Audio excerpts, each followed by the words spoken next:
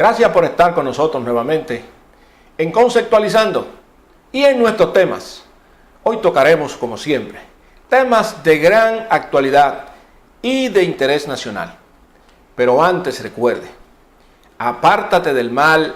haz el bien, busca la paz y síguela. Los planes son del hombre, pero la palabra final la tiene Dios. El camino del hombre perverso es torcido y extraño. De eso no te olvides, para que entiendas que las malas compañías corrompen las buenas costumbres. Iniciamos de inmediato con los temas de hoy, luego de esta pausa en Conceptualizando.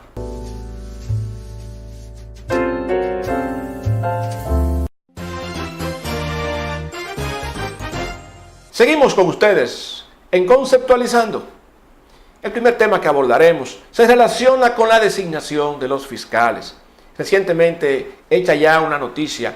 compartida en los medios y en la prensa nacional. Se habla de evaluaciones de desempeño que no se hicieron a personas que ya estaban ocupando los puestos. Personas que decidieron pues no concursar en este proceso, no tomar los exámenes en este proceso que se abrió, bajo el argumento y la lógica de que, bueno, si ya estoy desempeñando la posición, lo lógico es que evalúe mi desempeño y que en base a esa evaluación de desempeño que aparentemente nunca se hizo, pues entonces tomen las decisiones correspondientes. Y tiene mucho sentido. Las evaluaciones de desempeño se supone que son procesos que se siguen y deben seguirse de manera cotidiana, no solamente esporádicamente, anualmente, sino que la supervisión que se ejerce adecuadamente a los colaboradores en cualquier equipo de trabajo pues sugiere pues que exista una evaluación del día a día sobre el desempeño, que no existan sorpresas al final del camino y que se puedan hacer las correcciones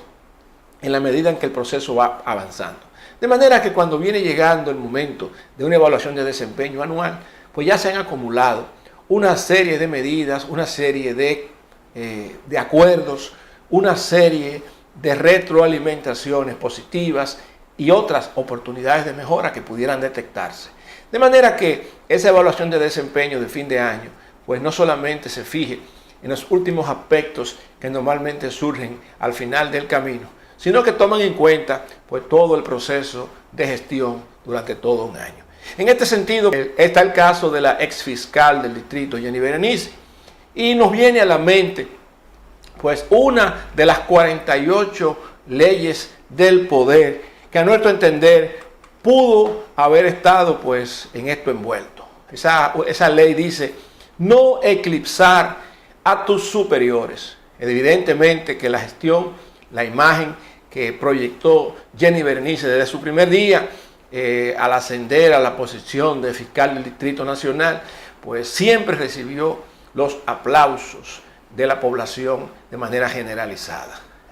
Lo que se vio de su desempeño, lo que se vio de las actuaciones que tuvo, lo que se pudo ver, pues siempre proyectó imágenes positivas, imágenes de defensa en búsqueda de la verdad en cada uno de los casos en que le tocó ejercer como fiscal en defensa de la ciudad.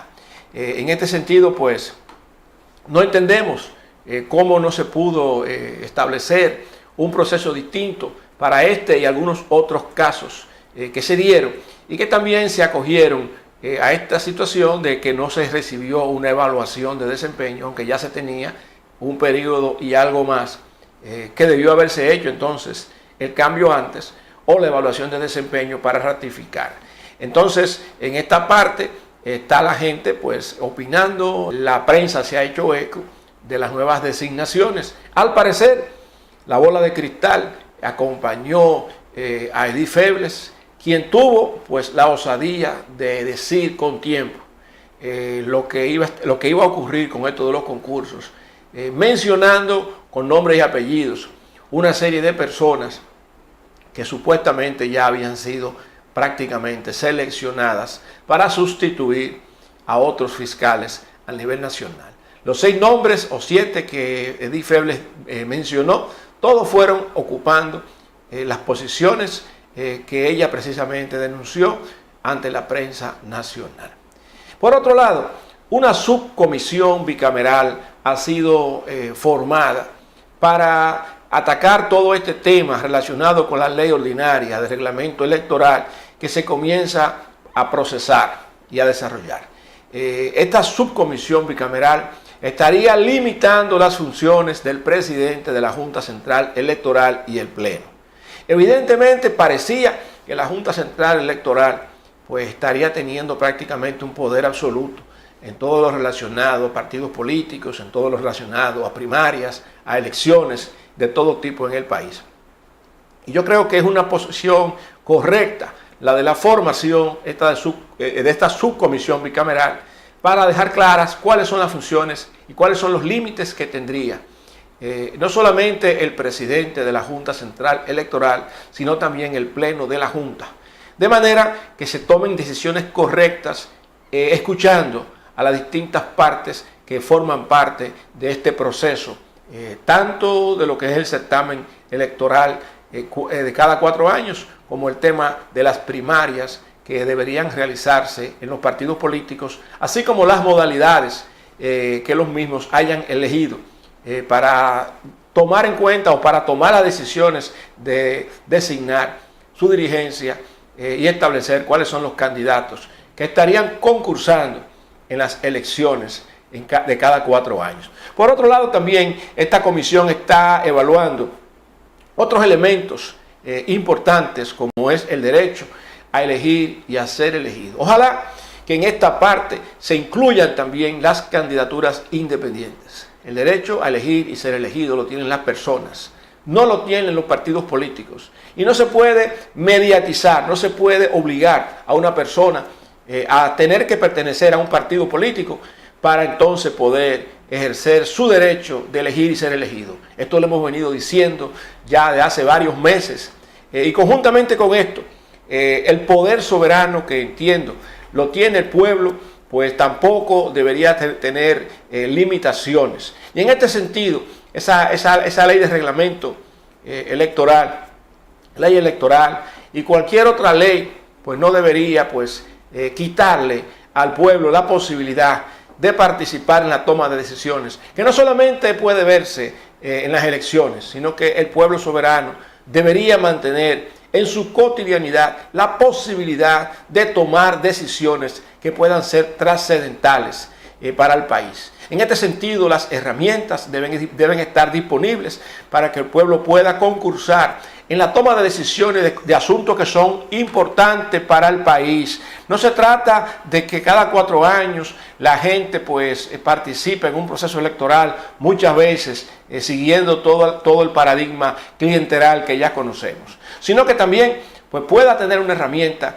como lo que sería un plebiscito, un referéndum o una consulta popular, donde se establezcan los temas que el pueblo necesita opinar para que el gobierno que sea que esté operando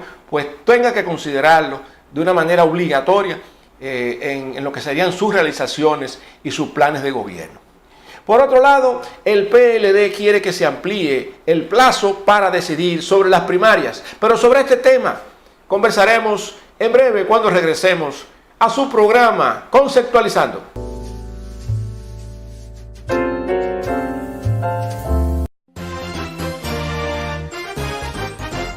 Seguimos con ustedes en Conceptualizando. Decíamos que el Partido de la Liberación Dominicana quiere que se amplíe el plazo para decidir sobre las primarias. El plazo que la Junta Central Electoral otorgó fue de 75 días y comenzó a correr. Deben estar quedando entre 50 y 60 días todavía para que los partidos políticos decidan si van a participar con primarias o si van a elegir alguna otra modalidad para elegir sus candidatos. Esto evidentemente que hace que el Partido de la Liberación Dominicana quiera extender el plazo, fundamentalmente y a nuestro entender, luego de que el Tribunal Constitucional rechazó el recurso de inconstitucionalidad del transitorio que impide la reelección del presidente Danilo Medina, por lo menos por parte de lo que sería la opinión o ese fallo que pudo haber producido,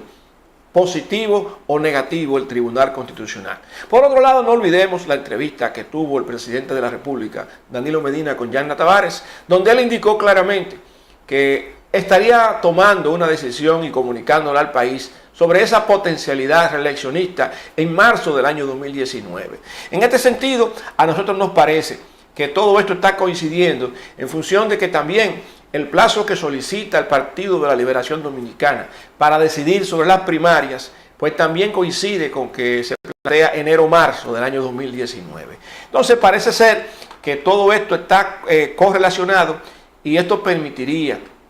que el comité político de dicho partido tome decisiones, se pongan de acuerdo, si acaso es posible un acuerdo entre ellos, y que entonces si se decide, si ese comité político decide optar por la reelección presidencial, estaría activando al Congreso Nacional para hacer las modificaciones constitucionales específicas.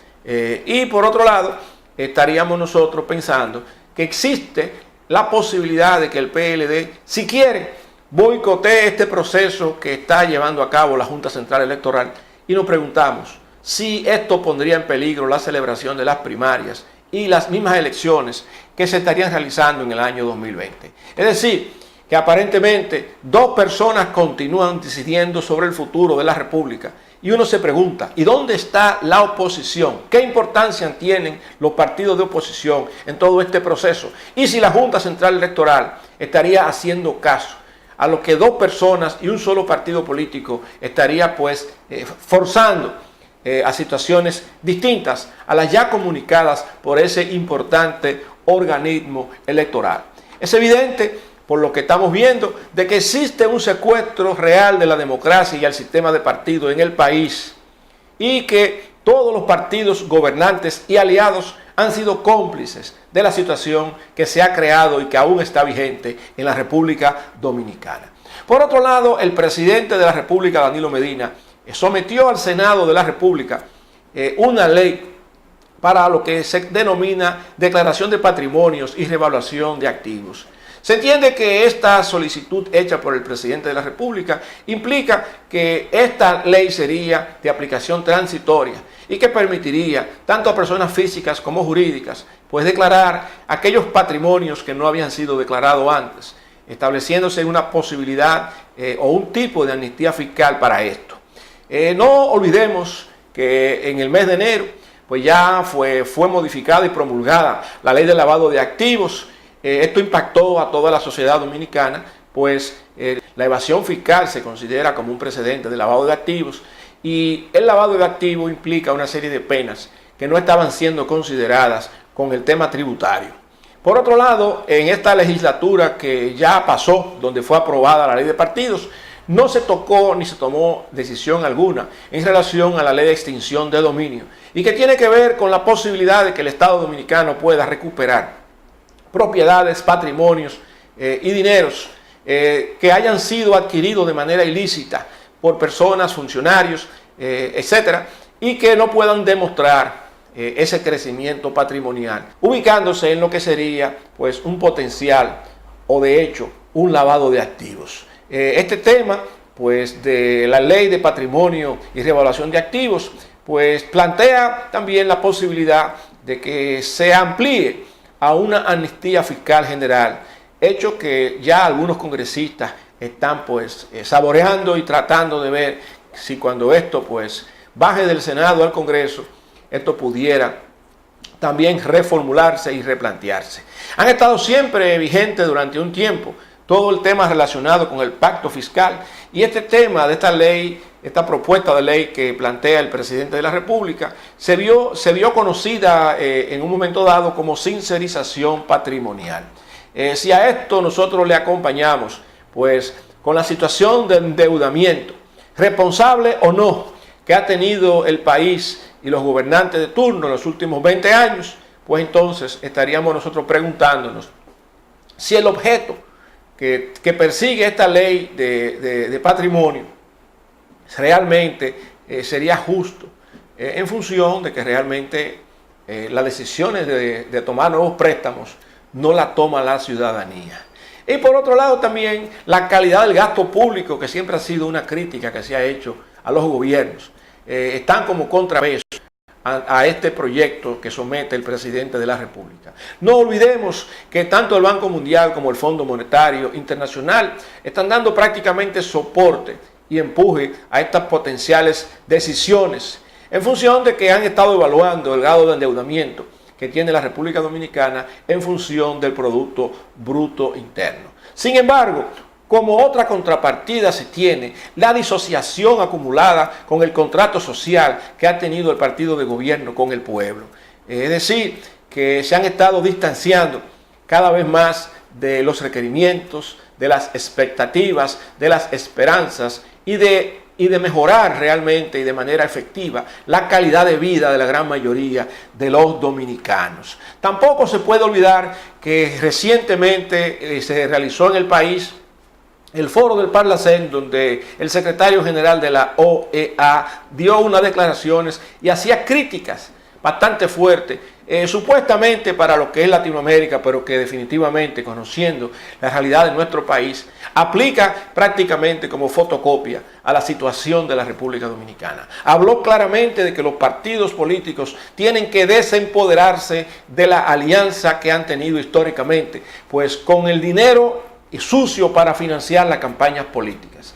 Dinero proveniente del crimen organizado, dinero proveniente del narco o del lavado de activos. Y por otro lado, que dichos partidos deberían estar pensando en hacerle más caso y estar más cerca a las necesidades de los ciudadanos, en lugar de estar dedicándole tanto tiempo a los dimes y diretes y a esas luchas de poder interna dentro de los propios partidos políticos. Por otro lado, el barómetro latinoamericano había dicho claramente de que los partidos políticos se han desprestigiado, y en República Dominicana estamos hablando en este caso, y que precisamente la ciudadanía ni confía en partidos políticos ni en políticos. Cuando esto precisamente lo sumamos a la realidad del enriquecimiento ilícito que muchos funcionarios en los últimos 20, 30 años han tenido, donde no pueden demostrar ese crecimiento patrimonial, y entonces ahora lo sumamos a esta propuesta que hace el presidente de la República, llama mucho la atención precisamente porque existen múltiples casos de corrupción no resueltos, incluyendo el famoso caso de Odebrecht. Seguimos con ustedes en breve en Conceptualizando.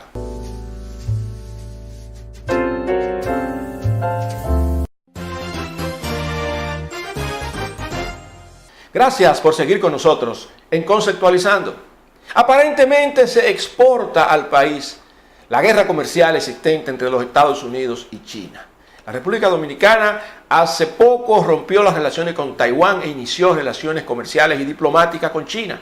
Hace una semana aproximadamente llegó al país la nueva embajadora de los Estados Unidos luego de un vacío de representación que duró varios meses. Esta nueva embajadora pues había dicho en el mes de marzo una opinión sobre el tema migratorio y cómo iba a estar combatiendo esta defensa por los derechos humanos a todos los temas relacionados pues con lo que sería la apatridia. Sin embargo, cuando ya se produce su designación formal y ya acercándose el día a su presentación de credenciales en el país, pues la embajadora de los Estados Unidos dijo que se iba a concentrar en 3 temas fundamentales. Uno de ellos era el crecimiento económico y que implicaba las relaciones comerciales entre República Dominicana y los Estados Unidos. Por otro lado, el tema de la educación y de la seguridad ciudadana. Inmediatamente, pues ya tomó posesión,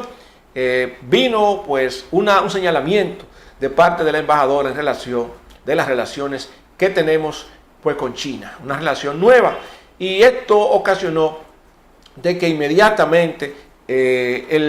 la persona representante, el vocero de la Cancillería china, pues asumiera el rol de defender y de contradecir la posición norteamericana en este sentido, diciendo que a los países hay que respetarle su soberanía. Evidentemente que esto plantea pues una exportación hacia la República Dominicana de lo que es el conflicto China-Estados Unidos en función de las relaciones comerciales. No olvidemos la posición que ha tenido el presidente de los Estados Unidos, Donald Trump, con los temas de corrupción, los países latinoamericanos, incluyendo la República Dominicana, y el tema relacionado con la migración hacia los Estados Unidos, donde la gente huye normalmente, pues precisamente de las dificultades y las miserias que pasan en sus países. En este sentido, todo esto englobado, pues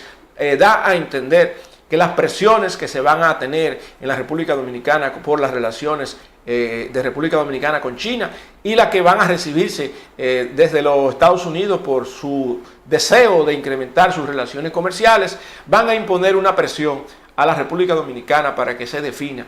pues definitivamente con cuál de los partners, de los socios estratégicos, estaría teniendo las mayores relaciones comerciales y corriendo obviamente pues con las consecuencias que esto pudiera tener tanto con el gobierno de China como con el gobierno de los Estados Unidos de América. Por otro lado, el Consejo Nacional de la Seguridad Social, que había emitido una resolución que indicaba claramente que los pacientes, los afiliados a los planes de salud familiar, pues puedan ser atendidos, no importa de qué seguro o de qué ARS provenga su servicio, para que los diagnósticos y laboratorios sean atendidos sin problemas. Inmediatamente la Asociación de Administración de Riesgo de Salud comunicó que está evaluando esta resolución. Y nos preguntamos si realmente el Consejo Nacional de Seguridad Social tiene autoridad sobre pues todos los actores que participan en la seguridad social y sobre todo con este tema de los seguros de salud. Nos preguntamos si debe ser acatado por las ARS, independientemente de que la Asociación de Riesgos evalúe lo que quiere evaluar, pues inmediatamente las diferentes afiliadas, a diferentes actores que prestan servicio, pues acojan esta resolución y no vayan entonces a crear mayores situaciones a los afiliados. Nadie le hizo caso a lo que se planteó, a lo que planteó la Junta Central Electoral, y digamos que es otro tema, pero es un tema de respeto a los reglamentos, de respeto a las resoluciones que las entidades gubernamentales competentes hacen. La Junta Central Electoral dijo hace varios meses que estaba prohibido el proselitismo político. Y sin embargo mucha gente siguió haciendo lo que quería en este sentido. Luego la ley de partidos ratificó eso y aún así algunos políticos, algunos partidos políticos también han permitido que candidatos, precandidatos insistan con posiciones proselitistas. Ahora el Consejo Nacional de la Seguridad Social emite una resolución y está en veremos de si esa resolución va a ser acatada por los diferentes actores del sistema en beneficio lógicamente de la ciudadanía, del pueblo, de la gente, pues que son los que padecen situaciones de salud. Algo que nos llama la atención y es que precisamente por la misma realidad que implica la entropía, hecho que padecen todos los seres humanos, no entendemos por qué se tiene que ver como un riesgo, algo que es natural y lógico, y es que los seres humanos, los cuerpos humanos, por la misma entropía, pues no solamente envejezcan, sino que también se enfermen. Entonces, enfermarse es un riesgo, cuando realmente enfermarse es algo natural por la misma entropía que tienen los seres humanos a nivel mundial. Entonces, quizás se debería estar buscando un método distinto para atacar el problema de la seguridad social en función de lo que son los planes de salud y los mismos planes de pensiones, que como vimos hace varias semanas, pues está definitivamente en tela de juicio. Si los planes de pensiones realmente están dando o van a dar los resultados esperados. Finalmente, y ya como un comentario final en el día de hoy de nuestros temas en Conceptualizando, el gobierno venezolano niega que tiene una crisis humanitaria. Dice el gobierno venezolano que se trata de un plan internacional para desprestigiar al gobierno de Nicolás Maduro. Nosotros entendemos que son las dos cosas, es decir, que ciertamente existe un plan, porque evidentemente el gobierno venezolano de Nicolás Maduro pues no ha podido mejorar la situación de su pueblo, y no solamente esto, que con el caso de Oscar Pérez, Nicolás Maduro perdió a Venezuela y aún así insiste en mantenerse en el poder, insistió en la celebración de unas elecciones donde los países hermanos y pertenecientes a la Organización de Estados Americanos no aprobaron las elecciones ni tampoco aprobaron su régimen. Y entonces tampoco se quiere reconocer la estampida que existe a nivel mundial, yo diría, y sobre todo regional, de una cantidad de venezolanos que tienen ya varios años huyendo de la situación de miseria que el gobierno de Nicolás Maduro tiene contra su pueblo. Entonces, decir ahora que no es cierto la crisis económica y la crisis humanitaria que vive ese país es una falacia. Así como también sería incierto no reconocer de que sí existe definitivamente un plan internacional para que definitivamente Nicolás Maduro ceda el gobierno pues a otro candidato, a otro partido, y sencillamente pues permita que Venezuela pues pueda retomar los niveles de desarrollo y pueda retomar la democracia. El vocero del gobierno venezolano, por otro lado, dijo que iban a acusar ante los organismos internacionales porque a muchos migrantes de Venezuela se les está obligando a tener trabajo de esclavos en los países donde llegan. Se habla también de xenofobia, es decir, que se está incluyendo el tema del racismo, de delitos de odio, y que existen también maltratos brutales contra mujeres y niños. Que muchas mujeres venezolanas que están llegando a los países, cuando llegan, les quitan el dinero y luego las esclavizan. Todo este tema lo está planteando el vocero del gobierno venezolano, y que el gobierno de Venezuela va entonces a iniciar un proceso de demanda, además de estar pues defendiendo la posición de su gobierno.